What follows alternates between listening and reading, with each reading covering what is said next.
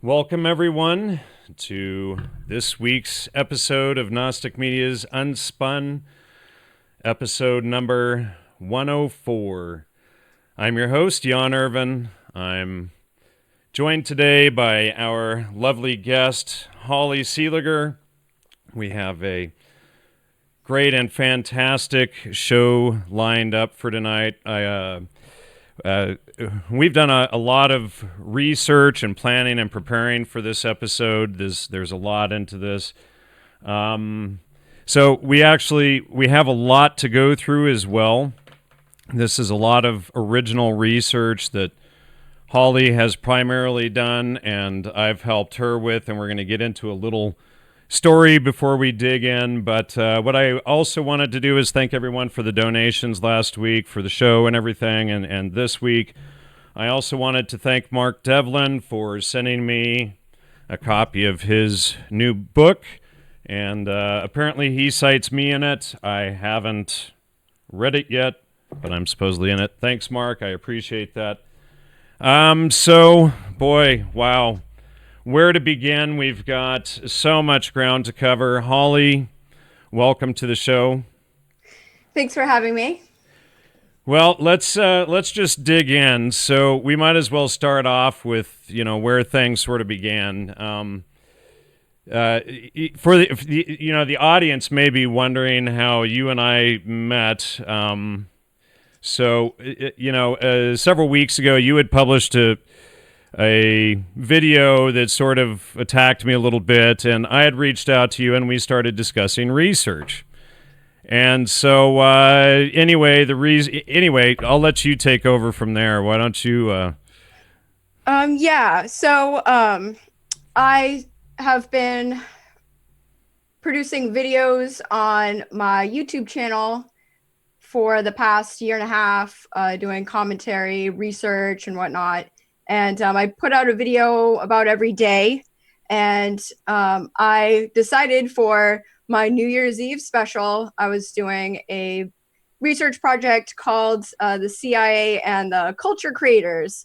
And I was connecting a bunch of articles that I've seen recently about Hollywood film directors, etc., talking about how they utilize the military to create their storylines. They basically are promoting the war effort through film. And then I wanted to connect that to other instances in the United States pop culture where it seemed like the CIA or other shadow organizations, whatever you want to call them, are directly involved with creating the culture in the United States.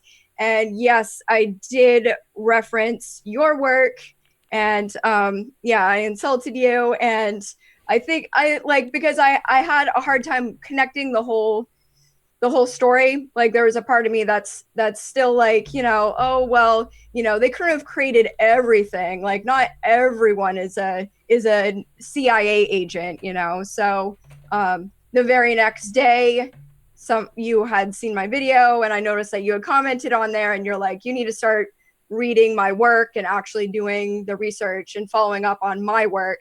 So I was like, okay, I'm going to take you seriously because you've been doing this for more than a decade, right? So you sent me, I think it was Entheogens.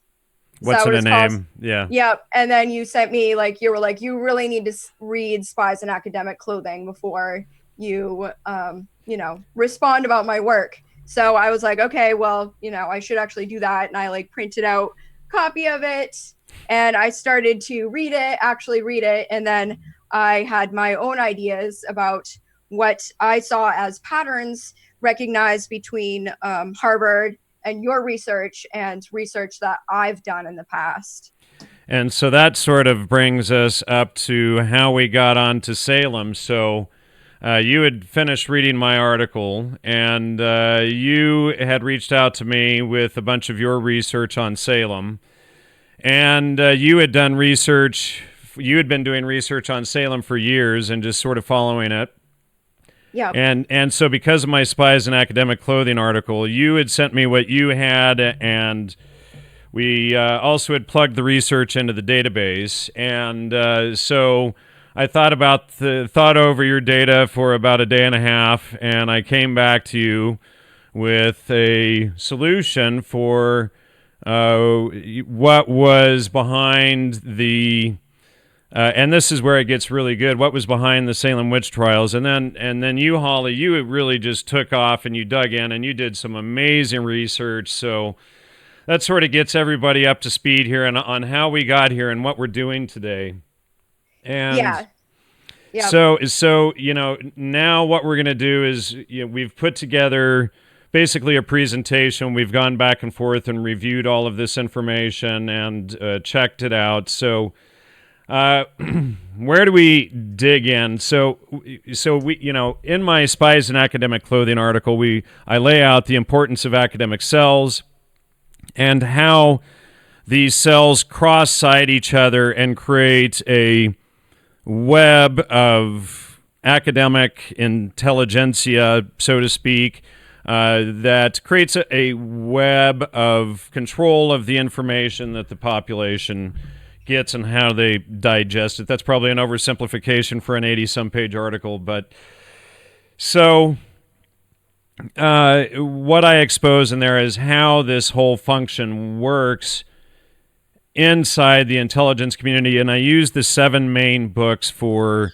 MK Ultra, that were published on MK Ultra as examples, like Marty Lee's Acid Dreams, Hank Albarelli's A Terrible Mistake, The Search for the Manchurian Candidate by John D. Marks, Operation Mind Control by Walter Boart, and several other books. But I use the 7 leading books, and I use them to show how the CIA was controlling the entire dialogue about MK Ultra by publishing its own books to control the official narrative. And so, this pattern you saw with Salem. So, all right, so now that kind of lays that out. So let's get into the general or official history of Salem and what everyone's been told about it. Okay, so I have been researching Salem, Massachusetts, and the Salem Witch Trials for a long time. When I was in high school, I did like my capstone project on the Salem Witch Trials, and I've always thought that the official story was lacking. It was bizarre, Basically, we're told that it's spontaneous mass hysteria. These girls just went crazy in puritanical Salem, and the end result is that 25 people died in the 1690s.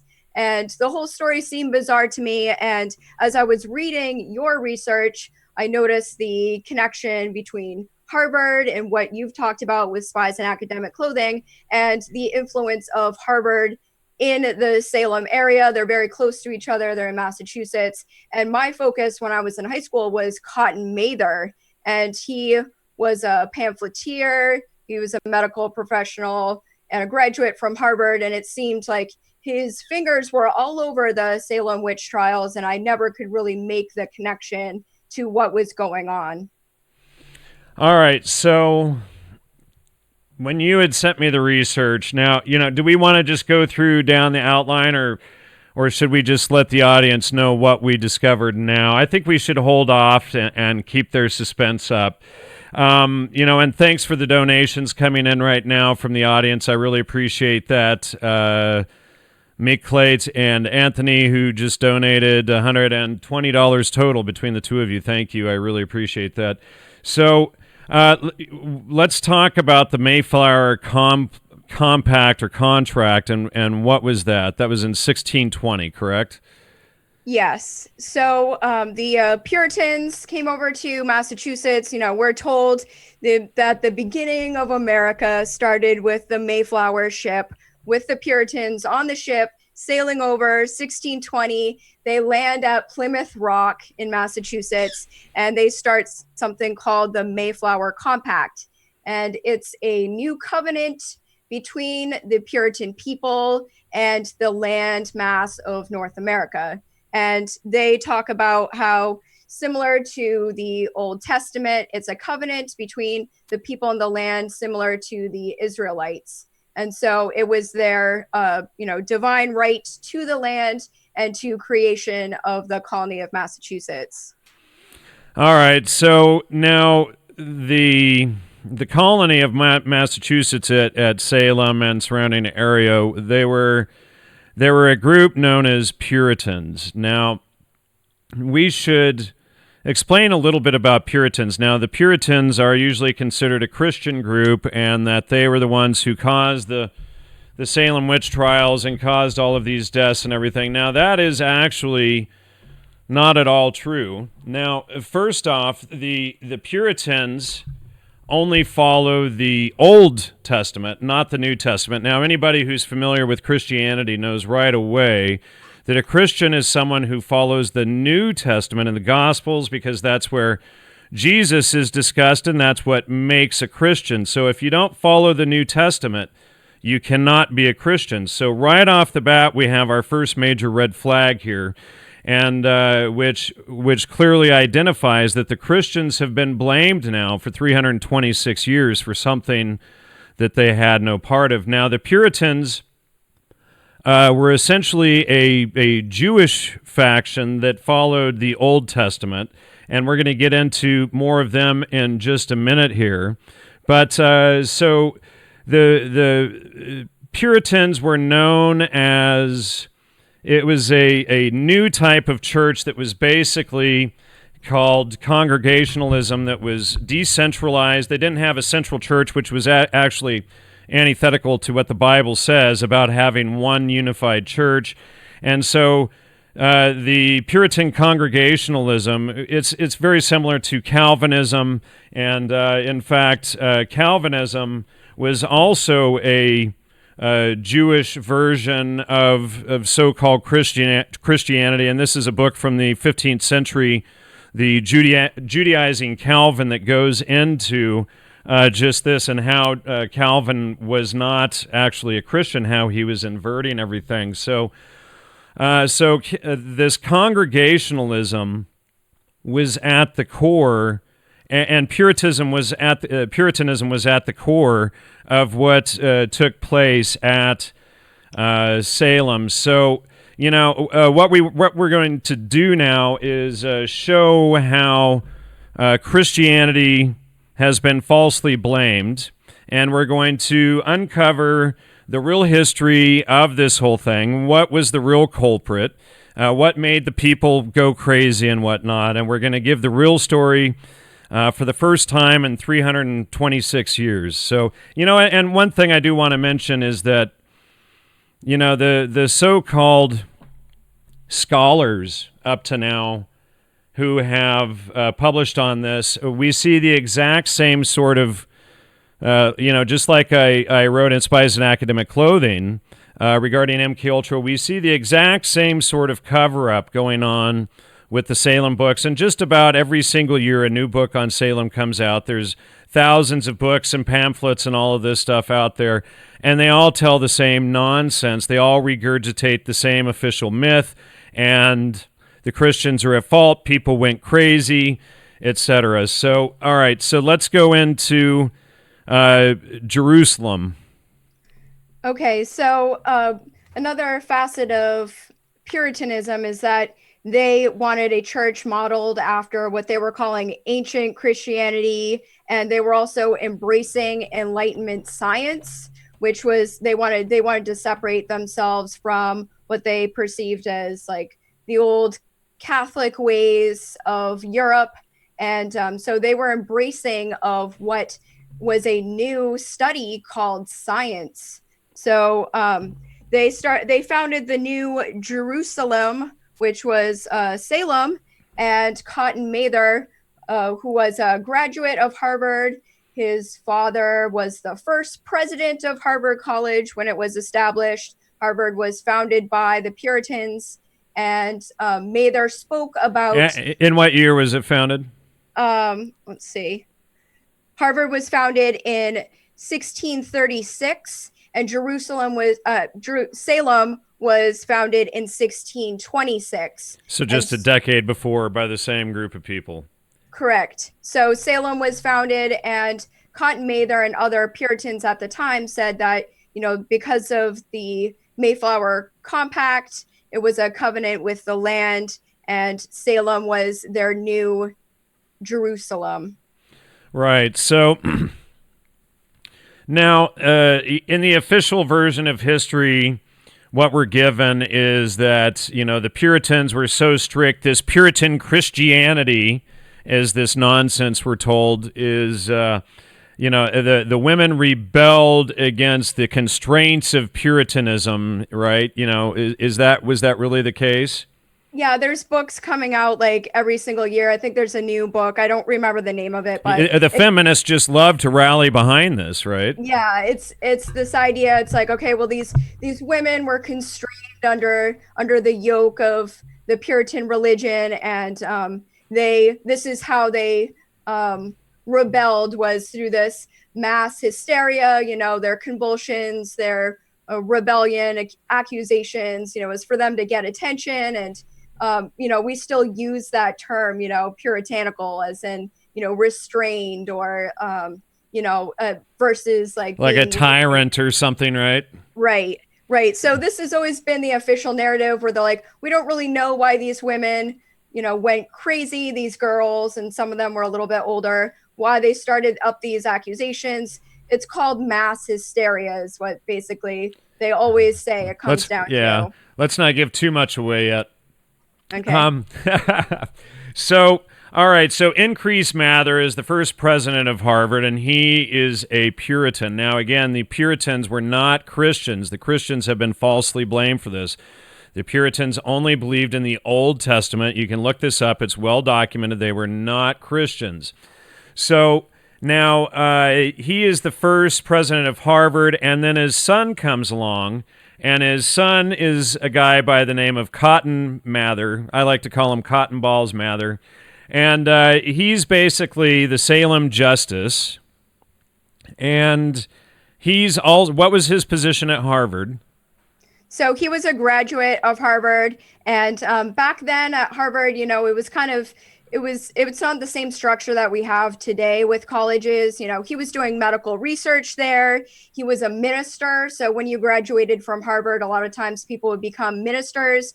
He was a prolific pamphleteer. He published thousands of letters and articles, and he owned the largest private book collection in North America, with over 3,000 volumes at the time. So wow. He was a real mover and shaker of Massachusetts and of the American colonies at that time. I guess it pays off when your daddy is the first president of Harvard, right? Wow. Yeah. I mean, like, lucky him. So now, Cotton Mather, now a key connection that we're going to get into now. We're going to get into some of the details of what we really discovered behind this. Now, Cotton Mather, he was a member of the Royal Society. And the Royal Society is going to become a key factor in this entire investigation. Cotton Mather was also one of the key figures behind the theory of heliocentrism, and that also becomes a recurrent theme. And so, are we ready to give it out yet? I suppose so. I mean, you've kind of said it with a little bit, so go for it. Well, all right. So what we discovered, and you know what, I should also mention that somebody else, I think, had mentioned this to me about 6 months ago, or maybe 4 or 5 months ago. And so, April was on the show talking about, and here we go, vaccines back in, last year. And she had hinted that she had heard something maybe tied around this. But when I had looked at all of the data that Holly had provided me, one thing that really jumped out and stood out was vaccines and inoculations. So now a lot of people may be shocked to discover that vaccines and inoculation is not a new theory. It didn't come out in the in the 1930s or something like that. It's actually came. Do you know when vaccines, the idea of inoculation, first came about? Well, so it started off with something they originally called it ingrafting, and it had to do with like them taking the juice from like a pustule of smallpox and just experimenting with that, putting that into a lanced arm and seeing what would happen. Then they would call it inoculation. And then it wasn't until the 1700s that they called it vaccines after like cowpox. So after like vache, which is the word for cow in French. So then it became vaccines. But during this time, inoculation was being experimented and promoted through the Royal Society. All right. So, so what we have, ladies and gentlemen, is essentially, no joke, some of the very first vaccine type trials going on out of Harvard University. And Harvard created let's just call it a large cover-up to cover up the whole story. And we're going to get into exactly how they did that. But so now, as a Puritan minister, Cotton Mather had described Puritanism, and this is going to get back to, Puritanism being Judaism and not Christianity. So as a Puritan minister, Cotton Mather described Puritanism in America as a Jewish exodus and the Native Americans as the Canaanites who are to be wiped out for the new Jerusalem.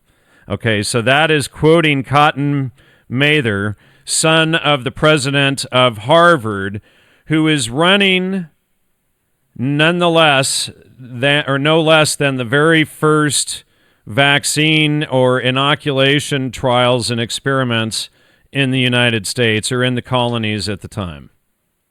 So, serendipitously, or whatever, on the side, during that time, the native people in Massachusetts and what is now Maine were wiped out by plagues during that time. So they're saying about 90% of the Abenaki and Penobscot tribes in New England were wiped out because of plagues. And the Puritans thought that this, was somewhat appropriate, because then they could be taking over the land at that time. So there were many plagues during that era, and it had come over, from Europe, and then as it came into the United States, it was a common occurrence, both measles, smallpox, and they called it other bubonic based plagues. We don't really know all the different plagues that hit North America during that time. So now, I'm showing the brain database up on the screen. I'm showing the Royal Society there. So a lot of these people are going to come into play in this whole thing. Now, the Royal Society, looking at all of this, what we've really found, and Jacob Duleman has been researching them a lot. We've discussed them a lot in recent weeks. But the Royal Society, what we've discovered is really the modern nexus of intel and of this disinformation. And their work primarily surrounds two things that we'll be discussing. One, which is the plague, the Black Plague, etc., and different plagues, and another one being ergot. And so the Royal Society has centered much of their research around this stuff for centuries. Now, let's get into this guy, John Wilkins. And do you want to talk about him first? You start with that. All right. So John Wilkins, let me pull the brain database back up here. So he's one of the original founders of the Royal Society, and he was a member of the Invisible College. And the Invisible College was founded by a guy by the name of Robert Boyle. And, it was tied into Rosicrucianism, and it was also sponsored by King Charles II of England.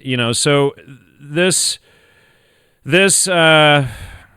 Invisible College, it becomes key for all of this stuff, as well as the Royal Society, because it becomes part of the official narrative. But John Wilkins is one of the key people who also, interestingly, is behind heliocentrism, and he is also one of the key people behind the peer review system, which the peer review system is essentially a system of control so that the quote-unquote scientific community can keep out any dissenting views like the research in this show, so that they can, promote the official, horse crap version of the Salem story for 326 years. That's what peer review is.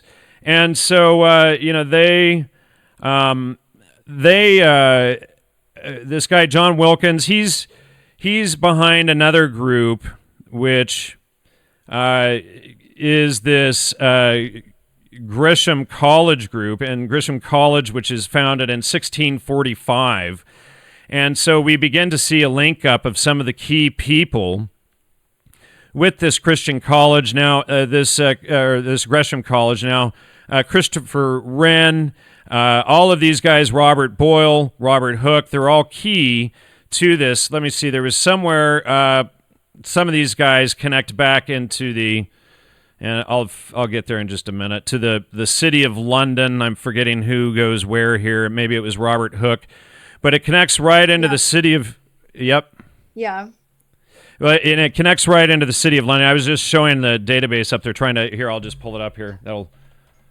City of London would be a faster way to find it. So here we go. All right, so it was Robert Hooke. And so the City of London Corporation is tied to this Gresham College, and they also create the Royal Exchange. But these guys are all tied with the City of London and with the Gresham College group, and then that goes in and that creates the Royal Society under King Charles in 1662.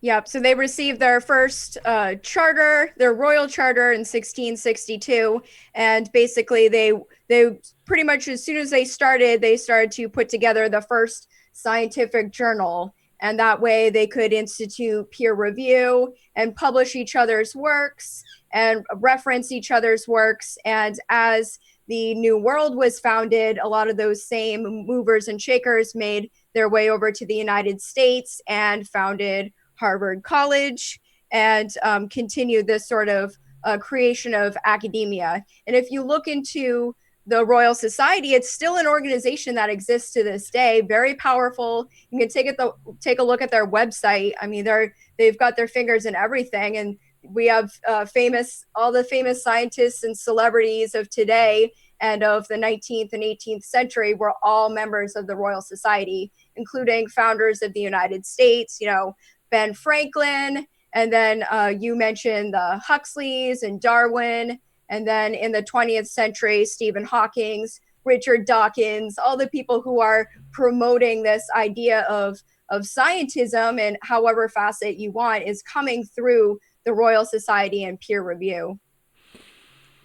All right, so let's go into this guy, Robert Hooke. What can you tell us about him? Okay, so Robert Hooke was one of the founding members of the Royal Society, English, and he was studying the plague flea. So in London, there was the bubonic plague during that era. So this would have been early 1600s. And he published a book in 1665 called Micrographia, where he had examinations. He was one of the first individuals to use the microscope and publish his work through the Royal Society journals. And he published information about the plague flea. So it appears as though they had some idea that the flea was spreading the disease at that point. And so he was involved in pretty much all the facets of the early scientific journal of the Royal Society. At least that's the story as it appears, and we'll get into it in a bit. Some other evidence that suggests a whole other lead there that the Royal Society was investigating early on, maybe in the 1600s, or just before them, some of the related family groups and things, and what may have put them onto it, which was the Black Plague that had actually wiped out and destroyed none other than Tartary. And so, this looks like an actual planned genocide against Tartary to wipe them out, and that was how they they killed them off. And I would like to say that that's around the same era that we see the massive witch burnings or, the witch trials of Europe. So we're known here in the United States by just the Salem Witch Trials. That's the most famous trial, but you can go back, the witch hunts of Europe go back to the 1400s, which would overlap with this same plague era. Right. So now getting back to this. So, sorry. Now, let's get into the. Did we already cover the scientific method and scientism as a religion? We talked about peer review, but they also developed scientific method. And like we mentioned before with the Puritans, they were the first real organized religion to embrace science, embrace heliocentrism, embrace this idea of this new study called science. They were calling it natural philosophy at the time, and it was based from right.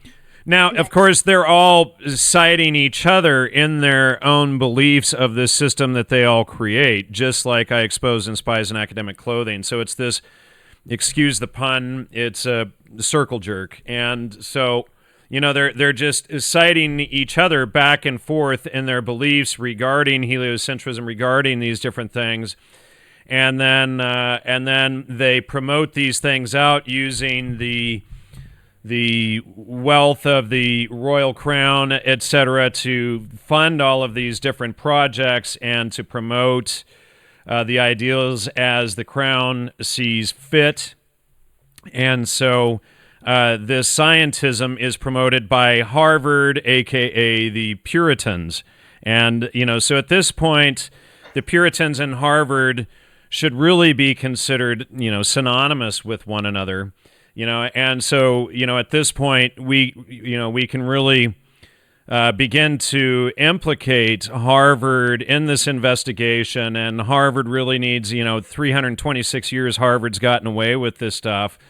And, so a serious investigation needs to go on to investigate Harvard's role in all of this, and to, Harvard needs to, make a public apology to the families and everything that not to mention the Christians that have taken the blame for this nonsense for the last 326 years. So let's get into something called spectral evidence. Okay, so in the very beginning of the Royal Society and Harvard, there were all these different facets of the new creation of science. And, some of the beginnings involved, of course, like astronomy, astrology, botany. They were the first to really look into archaeology, like the creation of that as a study. And heliocentrism was promoted. And spectral evidence was also promoted, which people might find bizarre, but it's the idea that someone who had made a compact or contract with the devil had the ability to be in several places at once, interact simultaneously, and could harass and cause ill to other people. So the idea of spectral evidence was the idea that this type of torment or affliction, as they called it, could be used in the puritanical court system to convict people. Now, of course, we should point out that it was Harvard and those at Harvard, William Stoughton, Matthew Hopkins, the witchcraft general, etc., who really, and I believe wasn't Cotton Mather's behind this as well, but it was really them who promoted this nonsense, this cockamamie story of spectral evidence that they then used in their own court trials and hearings. And it's, I want to mention here that spectral evidence is very similar to the nonsense that we see today as quantum physics, and using, basically math magic to create illusion and to pretend that reality doesn't exist, etc. So, it's a very similar sort of thing, and we see them employing this in the 1690s as a distraction. So, Let's get into this book that you discovered by what was his name? Who wrote that? Joseph Glanville. Joseph Glanville. He writes a very important book. Let's get into that. So during this time, there were a lot of authors, a lot of people from the Royal Society who were writing books about witchcraft, defining it, defining spectral evidence, defining the torture and interrogation techniques, and how they would go through and convict and execute people in the courts. And so there's the book Sedictimus Triumphatus, written in 1681 by Joseph Glanville, and it really promoted spectral evidence along with some other English witch finders who were using spectral evidence over in Europe. And then these books influenced, there were several books that came out, and they influenced Cotton Mather, and he started to write his own books on spectral evidence. One of them was Memorable Providences. So there were many books published by Royal Society writers promoting the idea of spectral evidence at that time. Now, this Sedicimus Triumphatus influences none other than MI6 agent and infamous Satanist by the name of Aleister Crowley. Of course, Aleister Crowley is famous for helping kick off the 60s counterculture revolution for the British MI6 and CIA, known as Project MKUltra. He was behind a lot of that, which I've exposed extensively, and I've got him up there on the screen in the database. But so Crowley is one of the key people that's influenced by this stuff. But the reason why isn't because of what most people believe is witchcraft. It's because of the art of deception, or the lie, and we'll get into that more as we go. So, all right. So, what can you tell us about torture techniques, Holly? So this part of like the Salem witch trials are pretty well known. A lot of people know about that when they talk about the Salem witch trials. So, like if a woman, or usually it was a woman, a lot of men as well, people would be accused of witchcraft, and you could either sink or swim. If they threw you in the water and you sunk, then you were innocent, and if you floated, you were guilty.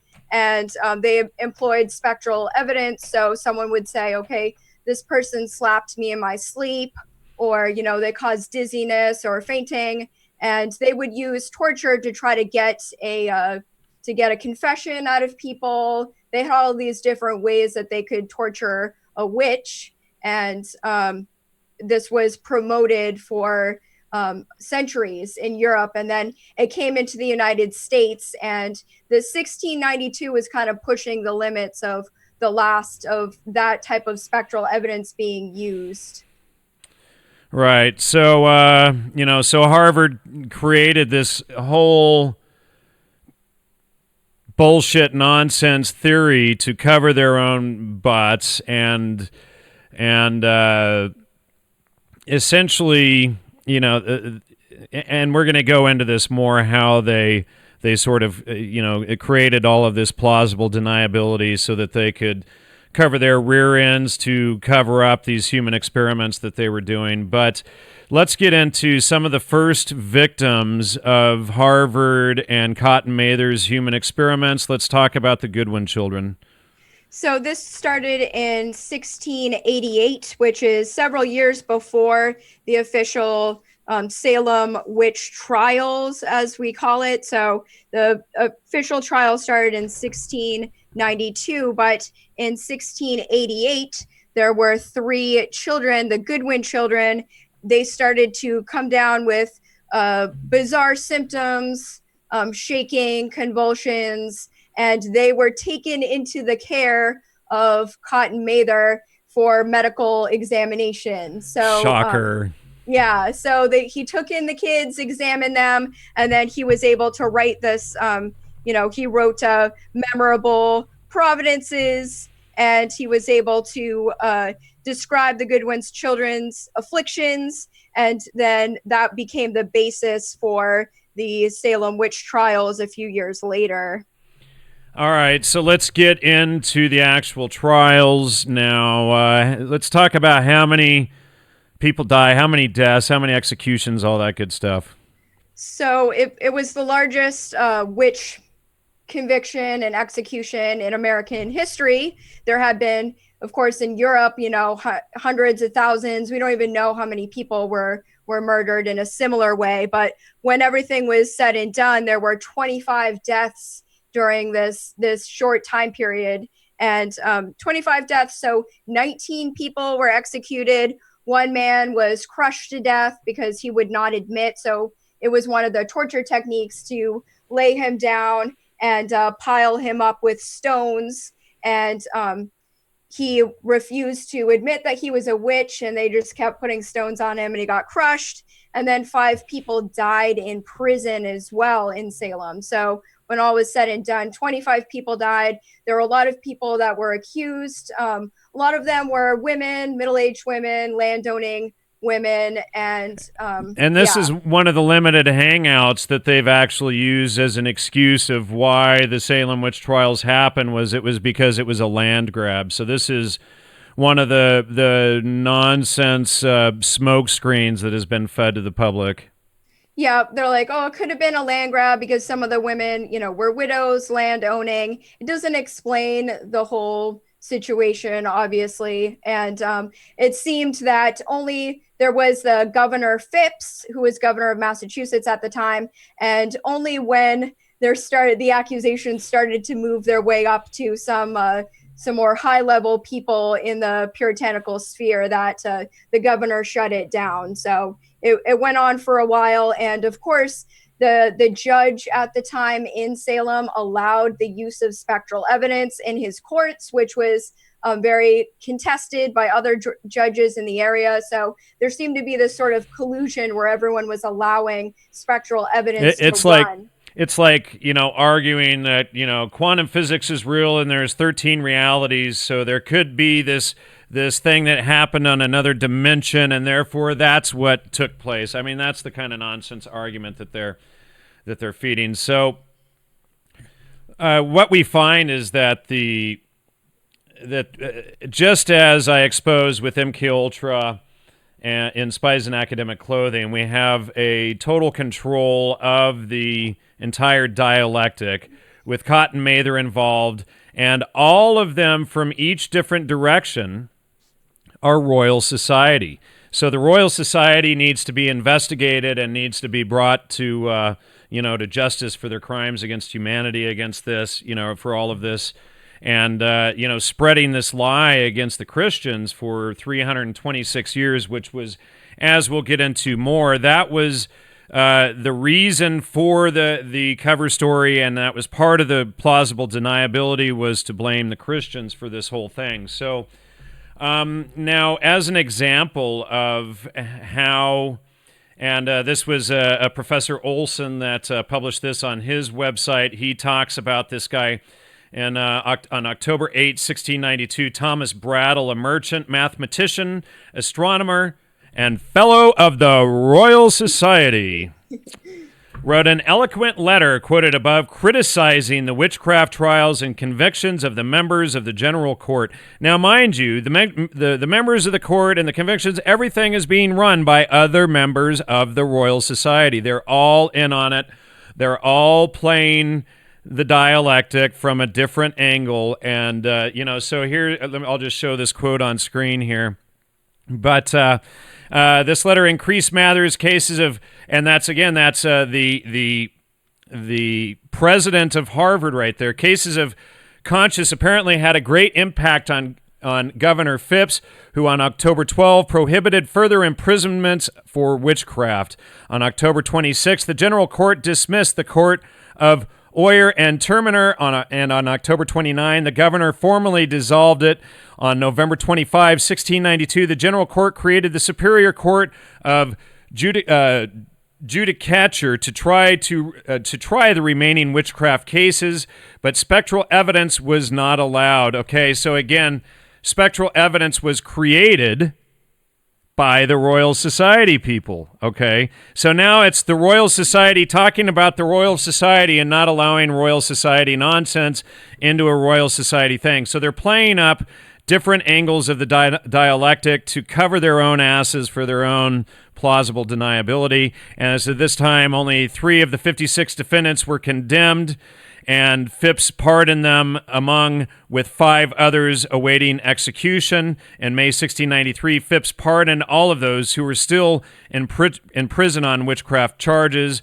They were free provided they could pay their jail bills.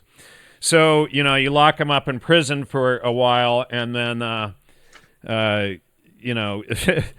and then charge them the bill for locking them up for this whole nonsense that they did not create. So now let's talk about this slave girl. Okay, so I found a strange connection when I was researching the history of the Salem trials and the Puritans. And it seems that a lot of this story seems to tie back to the colony of Barbados. So the official narrative says that Tituba was the name of the slave that was owned by John Paris. He was he went to Harvard, and he was one of the richest largest plantation owners in Barbados. And his 2 daughters were some of the first girls to have fallen under these afflictions. So Tituba was blamed. She was accused of using her voodoo to start up the whole witchcraft hysteria, and she was put into prison. She was never executed, but it seemed like there's this overarching theme connecting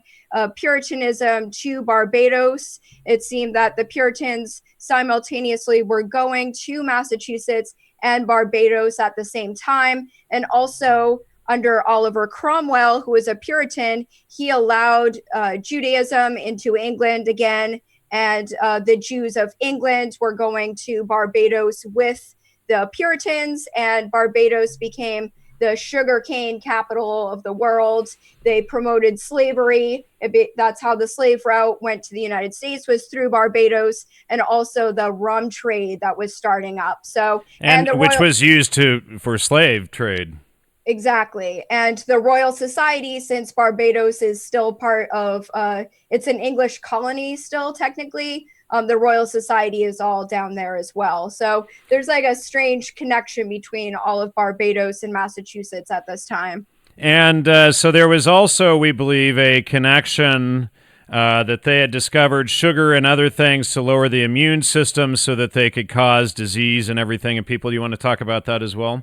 Well, I mean, as we all know, sugar is highly addictive. It's an addictive substance, and it was extremely profitable at that time to be using African slaves to basically clear the entire island of Barbados, establish these massive plantations, very wealthy, and in getting involved with the slave trade and promoting sugar during this time in Europe and in the United States, whether it was, cane sugar or refined sugar that they developed, or rum. The rum trade was huge there as well.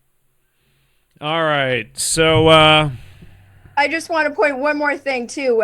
Later on, as we'll get into the story of Massachusetts and the plagues, it appears that the plague, smallpox plagues, where they said came from Barbados at that time as well. All right. And, where the Royal Society had labs and things doing their crap, probably putting it in stuff. So let's see. Let's get into early forms of propaganda. So it turns out that Cotton Mather was a pamphleteer, which it was an early form of propaganda. So what we found now, as I've exposed with Harvard, can't go too far from Harvard, with Tim Leary and the Harvard Social Relations Department under Henry A. Murray. This is still is today, as far as I know, a major CIA hub there at Harvard, and that that they run all of these bullshit programs out of to mess with the people, and a lot of the people from the Harvard social relations department end up at the Esalen Institute up in Big Sur, Northern California, which is a major CIA front there as well, where they promote all of this New Age nonsense, and now they promote Wicca and witchcraft and all of this kind of stuff there as well. Interestingly, right? So Harvard is really the hub of these types of propaganda happening. But so Cotton Mather, he was basically like one of the first, as far as we know so far, he could have been like the first propagandist in the U.S., right? So what was Cotton Mather propagandizing? So he was a prolific writer, and he was a publisher in the Royal Society journals, and he was constantly quoting other people in the Royal Society journals, and he was promoting in that circle jerk again, Exactly. So he was involved with medical experiments, horticultural experiments, so like botany, and scientific observations. And he became very interested in what he claims to have discovered in Royal Society journals about inoculation. And so there's some conflicting timelines about when he actually got this information about early inoculation. There's a story that, it came over from Constantinople, and he was quoting this. It's an article by Timonius, who claimed to have observed inoculation in Constantinople. And Mather was quoting this as part of his idea to promote inoculation in the United States. He probably, it was probably somebody else on the other end, or they just made up the citation in Constantinople to refer to it so that they could then implement it, that kind of nonsense like they always do. All right, so Cotton Mather, he also has some other connections as well. He was friends with a guy by the name of, and I'm going to bring this up in the database. So hold on a second, and we have this ugly creep Satan on the screen here. Let's see. So Cotton Mather. So he was friends with this guy, Elihu Yale. Now, Elihu Yale, in 1701, he goes off and he creates this school. You may have heard of it, called Yale University, Yale College.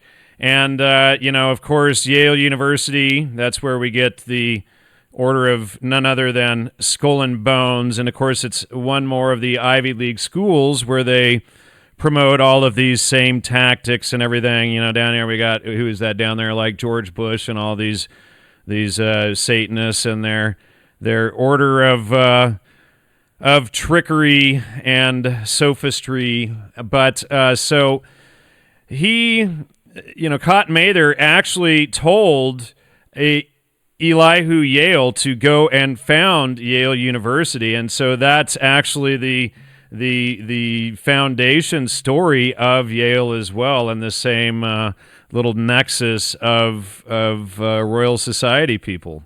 Yep, he was one of the early funders of Yale, and then we can just extrapolate that to all the other Ivy League schools who control peer review and this sort of process even to this day. All right, so now Cotton Mather's rights to the Royal Society in 1716. Let's talk about that. So Cotton Mather starts a series of letters to the Royal Society saying that in 1716, if a smallpox plague hits Boston, he is going to launch a campaign to experiment and start inoculating people in Boston. And so he quotes Timonius and this idea of the inoculations going on in Constantinople. And he also claims that he had heard from his slave, Onesimus, that he had been inoculated in Africa. So he said, well, my slave, which was highly contentious, a lot of other people were not didn't believe that that was like a valid sort of research point for him to be quoting his own slave, because the Puritans believed in slavery and Mather owned several slaves. And he claimed that Onesimus said, he had a smallpox like scab pustule put in his arm in Africa. So therefore, Cotton Mather was writing to the Royal Society and said, if something like this happens, it would be highly profitable. People would pay a lot of money for inoculation. So we should try to do some testing next time that a plague breaks out in Boston. All right. And so in 1721, what happens? So the first, it's claimed official narrative says that a blackjack, which was an African sailor working for the British, he arrived on the HMS Seahorse in 1721, which is a boat that docked off in Boston. And the official narrative says that this individual, who had just come back from Barbados, had spread the smallpox plague in Boston. And when this plague started to hit Boston, Mather was ready to roll out his campaign, and he published a several dozen page pamphlet with a doctor as on the title, which we find out is basically word for word what Mather said a few years before, what he was going to do, and pointing out, referencing Timonius, referencing Onesimus the slave, basically word for word, as scholars admit, that it was Cotton Mather's paper, pamphleteer, that he put out, and he used a physician and to promote this as official medical record, and they started their campaign testing on people. Now, these idiots eventually, these Harvard-trained idiots eventually start a riot, or riots, mini riots. So Cotton Mather's house in 1921 is bombed, and a riot ensues because of his inoculation things, and apparently probably getting a lot of people sick and whatnot. And mind you, he's secretly doing these experiments, 20 years earlier in Salem, and then later on he's rolling this stuff out, acting like it's all new research and everything, and he hasn't been doing the stuff in the background all along. So his house gets bombed, and then additional riots happen in 1730. The next Harvard president, Edward Holyoke, causes a riot from his inoculation schemes as well. So this is a little known history about, if you look up vaccination or inoculation, we don't really hear about this idea that in Massachusetts it was experimented. These campaigns, launched by Harvard, inoculating people, testing on people, were very contentious. People were very upset about people being infected. They thought it would continue to spread the disease. And so, yes, there was a riot, and someone threw a bomb, which did not go off. It went into Cotton Mather's house. And after that bomb was thrown into his house, he started to step away from the inoculation campaign that he launched, even though it was relaunched by Harvard several times once you start to look into this history. All right, so now comes in this important term, mass hysteria. And, this whole program, I want to point out, really mirrors what I discovered when doing research at Princeton regarding the War of the Worlds project, and, that I exposed with Dr. Hans Utter, which is this episode here. And, so it's very important that people watch this War of the Worlds episode, because it really just breaks down and explains, how Harvard was using mass hysteria and everything, or how Princeton, was using mass hysteria to mislead people and to study them for control, as a prototype of panic and whatnot. So this is basically what we see them. In fact, what we're realizing is that the War of the Worlds, Princeton scandal put on by the OSS, etc., wasn't the first prototype of panic that Hans and I thought it was. That it was actually, 240, 250 years earlier with the Salem Witch Trials, at least that we know now, and who knows how much further back we can go, right? But so now what we're seeing is a repeated pattern. That was weird. I pronounced that weird. And how they are,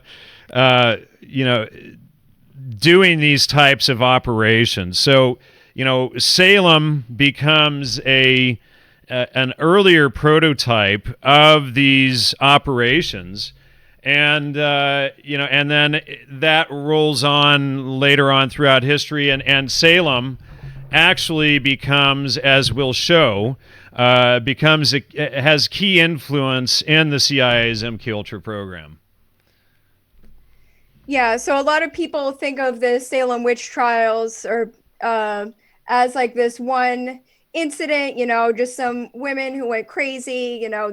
They call it spontaneous mass hysteria, or they'll say Puritanism caused it. But once you start to look into Cotton Mather, who seemed to have orchestrated the whole thing, making sure that the courts use spectral evidence, observing and taking in the afflicted girls, like he basically had like the puppet strings over the whole thing. And then you see it directly ties into his very next campaign, which is the Harvard's early inoculation program. So these seemingly two disconnected events start to really tie together, and that started to tie in with your paper, Spies in Academic Clothing, talking about these other campaigns launched by Harvard, such as like the Psychedelic Research Project. I started to see a connection between all of this.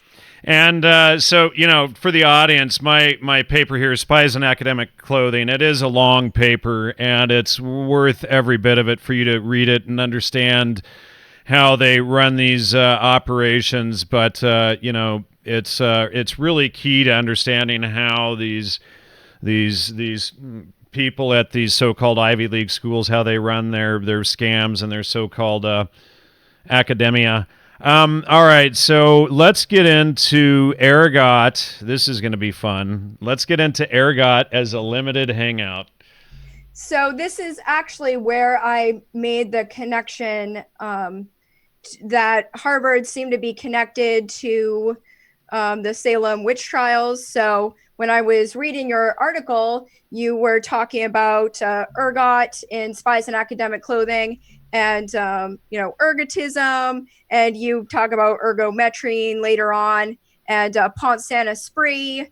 And so read the article if you haven't read the article, so you know what I'm talking about. But I had heard, one of the common descriptions of what happened with the Salem Witch Trials, a more recent explanation, the classic explanation is that it was spontaneous mass hysteria by some oppressed women in puritanical society, and that's still the most common idea. But in the 1970s, in 1976, ergot and ergotism, which is ergot poisoning, was proposed as a possible explanation for why the girls were afflicted. So, the convulsions, the extreme sickness, hallucinations, etc., covers some of the symptoms, but not all. And also we have to question, why is it just those girls and not, if it infected, ergot is a fungus that infects rye, and rye was commonly consumed in Salem. And so the disease, right. They would have known. They would have known about it. But right. Yeah. So, and for those who don't know, ergot is what LSD is made from. So this was stuck in the storyline as a limited hangout, as as these complicit and incompetent so-called scholars try to control the historical narrative throughout history. So now this mass hysteria ploy connects over to another program that I also exposed, which was Pont Saint-Esprit, this French village that they had basically dosed the entire town and caused hundreds of people to go crazy. 7 people died. Albert Hoffman, who was under the employ of the CIA as well as French intelligence, he's there in the background monitoring and studying this whole thing. This all took place in 1951 in France. And so, in my opinion, it probably was not LSD tests. What my suspicion is that it was ergometrine. Now, Albert Hoffman worked, of course, for Sandoz Pharmaceuticals, who worked, which was under the employ of the CIA, and with MK Ultra and all of this stuff. But Albert Hoffman's boss, interestingly enough, this all starts tying back together because Albert Hoffman's boss at Sandoz was a guy by the name of Arthur Stoll. Now, I've long said that Albert Hoffman did not invent LSD, that it was his boss, Arthur Stoll, who invented it probably between 1918 and 1923, I suspect 1918. Arthur Stoll also invented ergometrine, which has the exact same symptoms as St. Anthony's fire, which is ergotism. Now, so Arthur Stoll is doing these experiments, and I suspect that in reality, Arthur Stoll invented LSD, and they passed the invention of LSD over to Albert Hoffman in 1938, and then the nonsense Bicycle Day story in 1943 to cover up human experiments that they had been doing from 1918 to 1938 at minimum.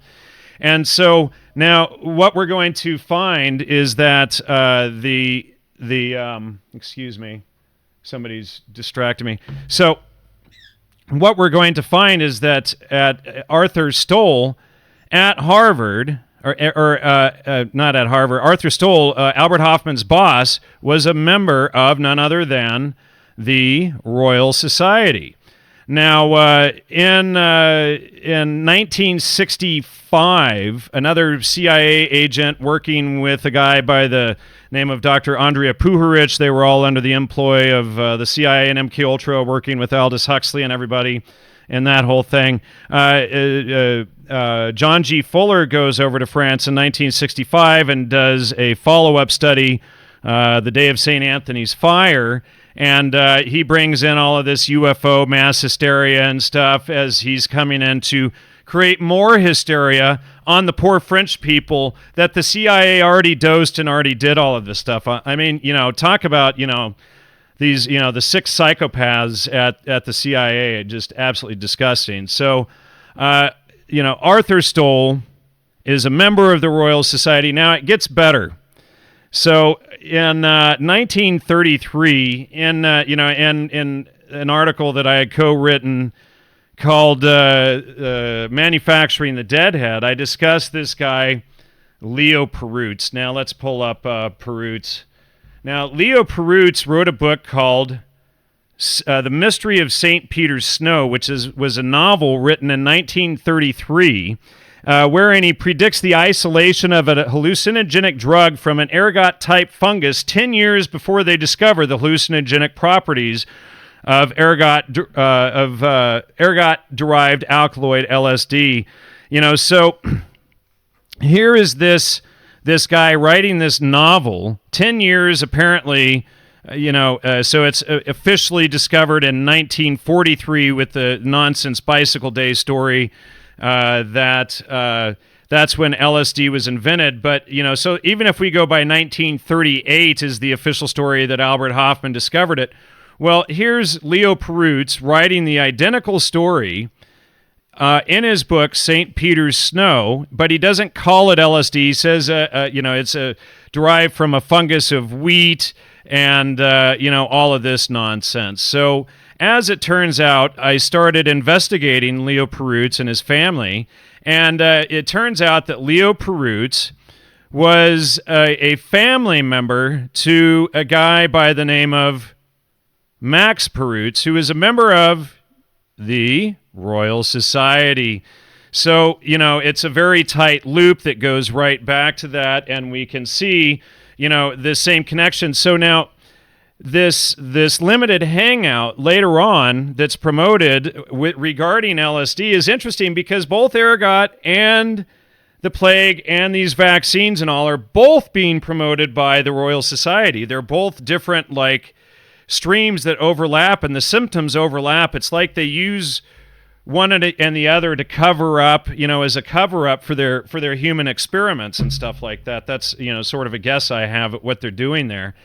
But, so they have this whole cover up going on there between the two, but the Royal Society is doing both the ergot research as well as the plague research, the Black Plague research, the smallpox, and all of that stuff. Keep going. You got this. Oh, well, so why don't you, you want to talk about what you found on the Black Plague, et cetera? Let me think. Yeah, so I kind of touched on it before with Robert Hooke.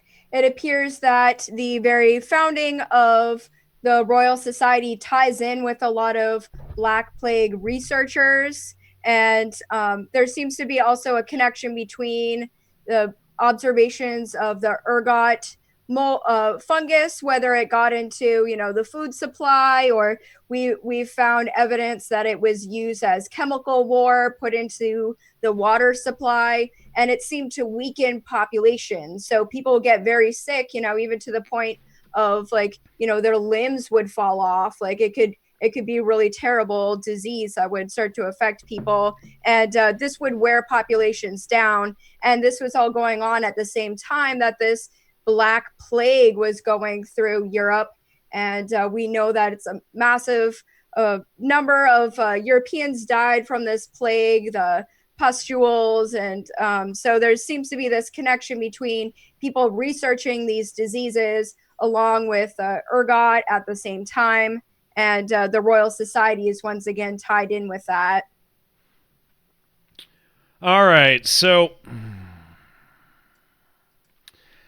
let's get into the Royal Society promoting the witchcraft that they then use as a shield to protect Harvard. Okay. Do you want to? Okay, so it appears as we start to look into the Salem Witch Trials that Harvard, through the Royal Society, was promoting this idea of witchcraft as a scientific method. It was used in the courts, which was concerning to a lot of people in North America, in Massachusetts, in Salem, that one judge was using spectral evidence in court. And that's how all those people were convicted. And it appears to tie that Harvard and the Royal Society were promoting this idea of spectral evidence along with other modes of science as their way to create mass hysteria. Right. So, so they promote this idea, and, they use it as a shield to protect Harvard, just as they did with Leary's getting fired from Harvard. And then he goes on to, and you have this whole thing in the Harvard Crimson published, which is the Harvard newspaper published by Dr. Andrew Weil, the so-called, hippie nutrition guru guy.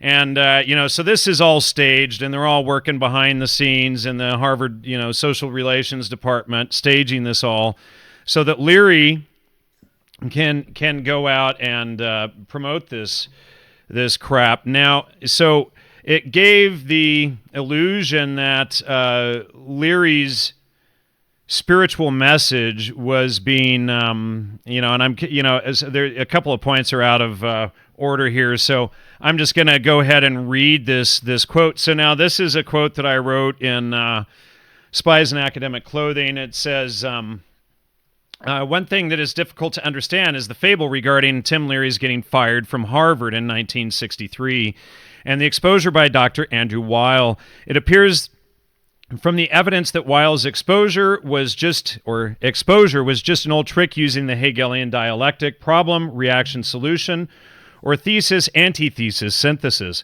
Without Leary having been fired from Harvard, he'd never have been able to create the appearance of the hippie guru he'd later use to promote psychedelics to the youth for the CIA and Huxley and Osmond.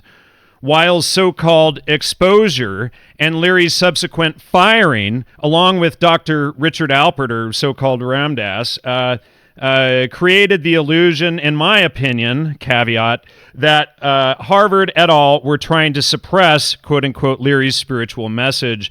This gave Leary and the CIA the psychological advantage they'd need to use against the public, and after all, Leary and the others were nearly all out of the Harvard Social Relations Department under well-known MK-Ultra conspirator Dr. Henry A. Murray, who headed the department.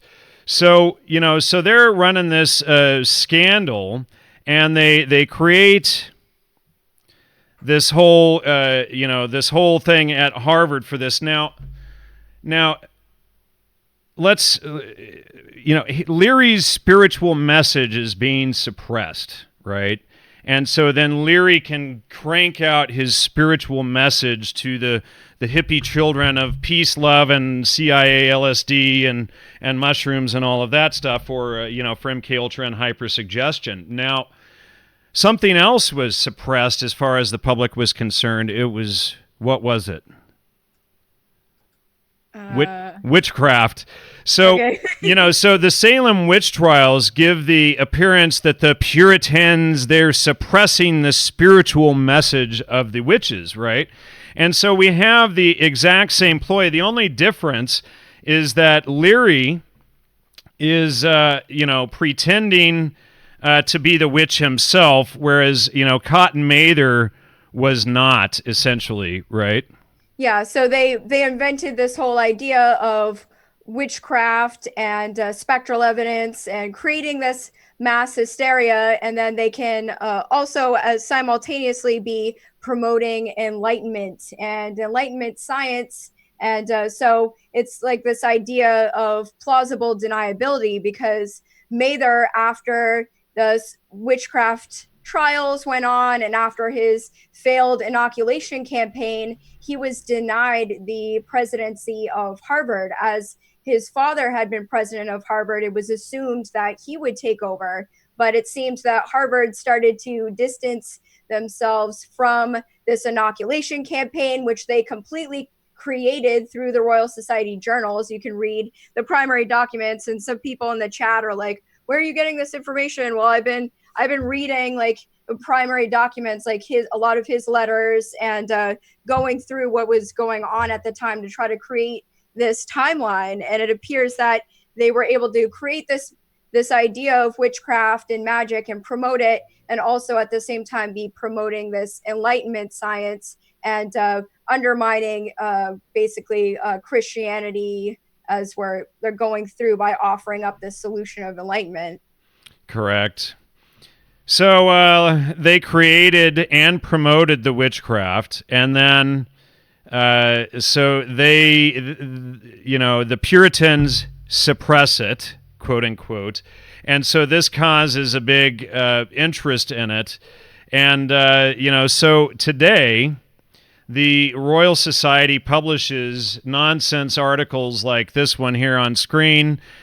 The Royal Society and the Decline of Magic. Now, so this is just, complete nonsense, because today, because of groups like the Royal Society and the Esalen Institute and the CIA, etc., today we see the belief in magic and mysticism and all of this stuff more rampant than it ever was. But, so in Massachusetts, they have, well, let's talk about Massachusetts and the Salem Museum, etc.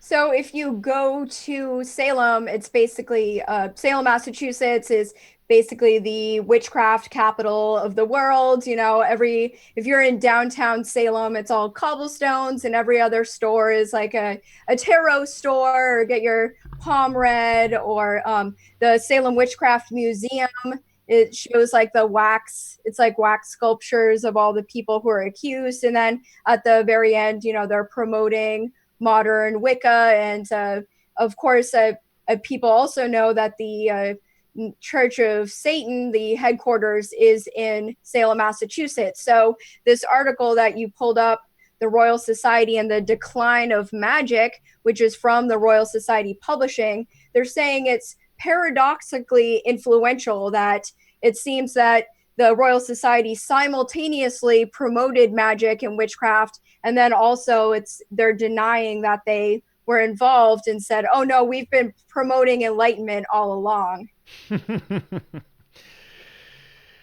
Nothing to see here, folks. Move along. All right, so getting back into this, so let's see, where's my notes here? So what we're going to get into next is, and this is really important for people to understand, there was, in fact, a massive spell that was cast. And this whole thing was, in fact, a spell.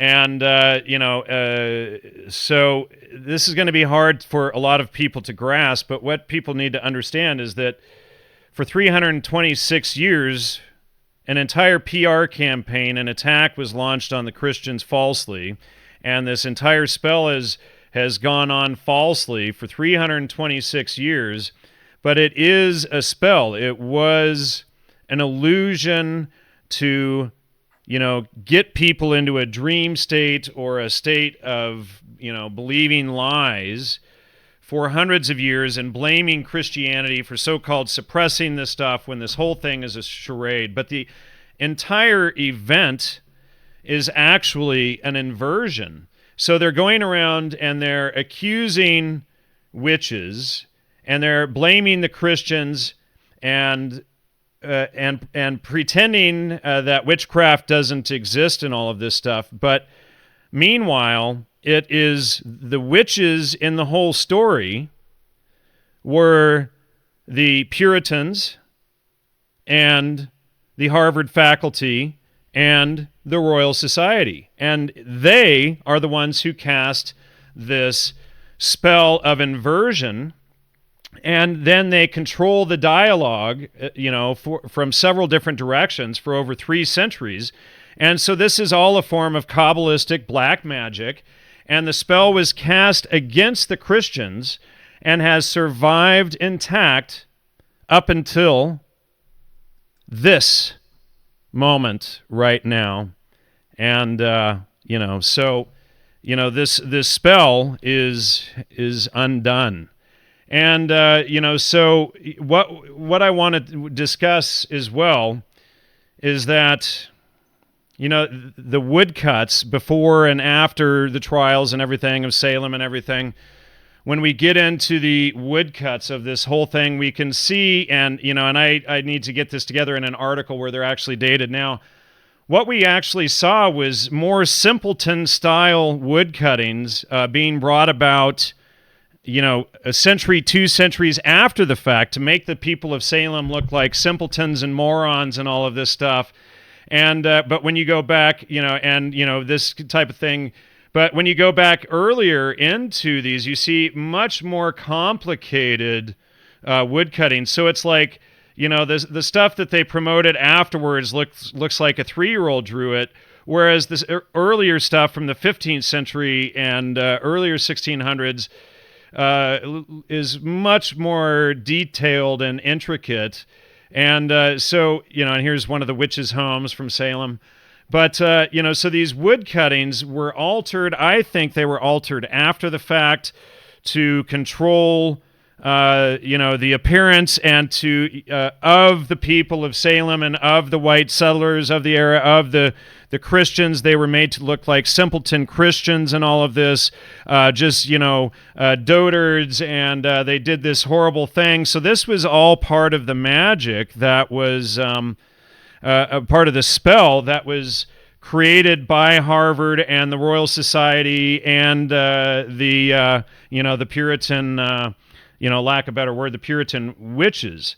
So let's get now into a very important topic that you discovered Holly, and that is how this all connects into separation of church and state. Okay, so I thought the idea with the idea of promoting scientism and the Royal Society's focus on heliocentrism, we can trace it back to Copernicus and Galileo over in Europe, and then they brought it into the modern Enlightenment era, as we call it. So Isaac Newton was intimately involved with the Royal Society. He was a Royal Society member. And Benjamin Franklin was a Royal Society member. And one of the most famous experiments published by the Royal Society was his, electricity kite experiment. And Ben Franklin had spoken out against spectral evidence a few decades later, and distanced himself and distanced the Royal Society from the idea of spectral evidence, and said, we're a new modern society. We don't need Puritanism. We don't need Christianity. We need the separation of church and state. So the founding fathers were promoting this. They were all part of the Enlightenment era, which we all know, we've been taught about. And it was the fact was to, to go out on a limb, like undermine natural law and create the modern U.S. system and form the colonies from this idea of rising up out of the puritanical Christianity, which dominated early colonial life, and going into the American colonies, into the United States, with the separation of church and state and modern science. So now there was a quote that we have up there in the notes. A tragic event in Salem in 1692 clearly illustrate why alleged supernatural entities or forces are no longer admissible. So, first the Royal Society creates the bullshit theory, and then, Ben Franklin and all of them distance themselves from it, but they use it, they create this whole mess, and then, all of it is surrounding Harvard, the Royal Society, and the Puritans, so they're playing all sides of this thing. And let's see, in legal proceedings as evidence of guilt or innocence of the accused, the Enlightenment, beginning in the 1680s, contributed to the end of witch hunts. So they create the bullshit and then cause the witch hunts and then create the Enlightenment and then say that the Enlightenment is the end of the witch hunts that they themselves created at the Royal Society and at Harvard. So, this is the type of, psychological warfare and manipulation that these psychopaths at Harvard and at the Royal Society have committed. So, and then let's see, the end of witch hunts throughout Europe and America by pointing out that there was no empirical evidence that alleged witches caused real harm by emphasizing the use of torture to force confessions was inhumane. So it was about torture part, I'm sure they were studying that, but we can see that the real purpose of this was to create the Enlightenment, to move America away from Christianity. So we didn't need truth and logos anymore. We have to get into mysticism and into Royal Society scientism and into, their peer review thought control system, which of course, later on in the 1800s, Thomas Henry Huxley would take the head of the Royal Society, and more recently, Julian Huxley, etc. And of course, the Huxleys are involved in all levels of MK Ultra and social Darwinism and crimes against humanity that you can imagine. So they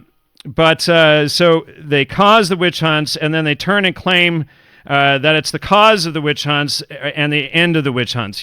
So.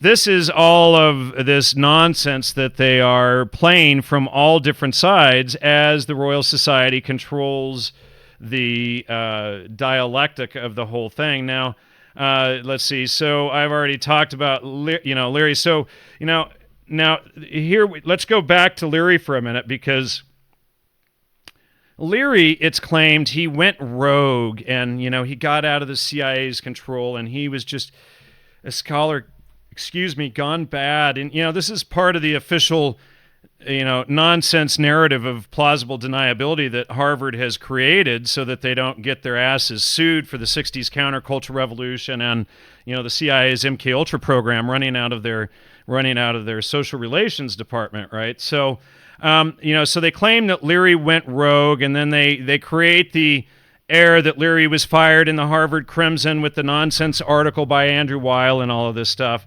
But what they also did, though, was what did Harvard claim about Cotton Mather? So after the inoculation trials, soon after the Salem Witch Trials, so early 1700s, people were already highly critical of what happened in Massachusetts. They had entered into the Enlightenment era, so witchcraft and the idea of spectral evidence was not being used in the 1700s. But when Mather rolled out his inoculation campaign, he was blamed for that whole event, and he subsequently was not part of Harvard anymore, which allowed Harvard the plausible deniability of these failed inoculation campaigns, the testing that they continued to do into the mid 1700s. And if you look at books about the Salem Witch Trials, every year, there's dozens of books that come out. Every few years there's like another book that comes out talking about the Salem Witch Trials. They always sell well. People love the topic. I mean, Salem's basically like a Disneyland. If you go down there, it's they've really promoted this idea that maybe there were witches there, when in the whole time it appears that Harvard and the Royal Society created this whole thing.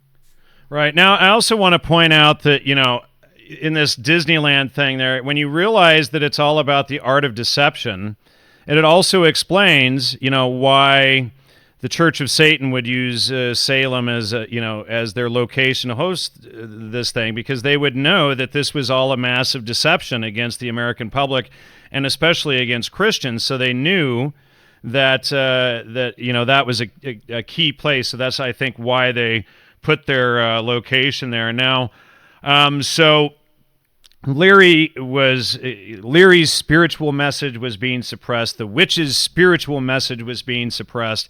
So now we can see this agenda to sell this enlightenment and this, just like we see out of the Esalen Institute and all of this New Age stuff, like the Aquarian conspiracy and all of that I've exposed for years on the show, that is the whole of the psychedelic revolution and CIA MK Ultra program at all.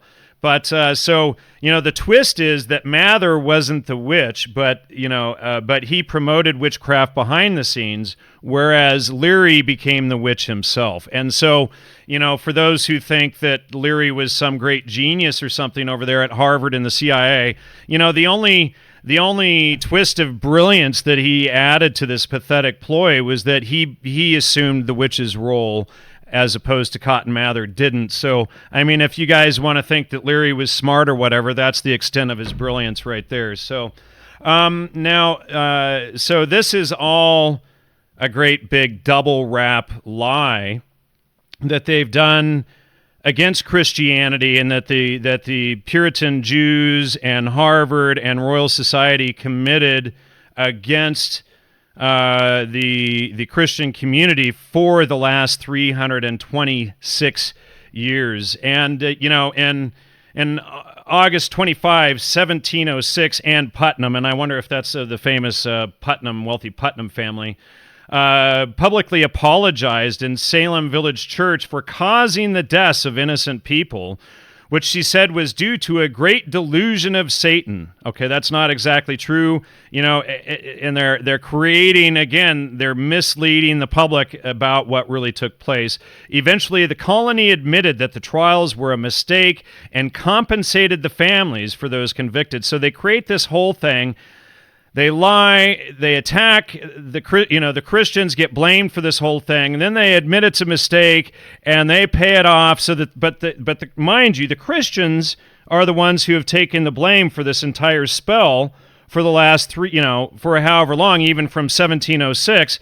The Christians took the blame for the entire thing. And then let's see, and then Massachusetts did not formally apologize for it until 1957, which was ironically the same year that Gordon Wasson published his, Seeking the Magic Mushroom in Life magazine, and on May 13, which was the real kickoff for the MK Ultra program.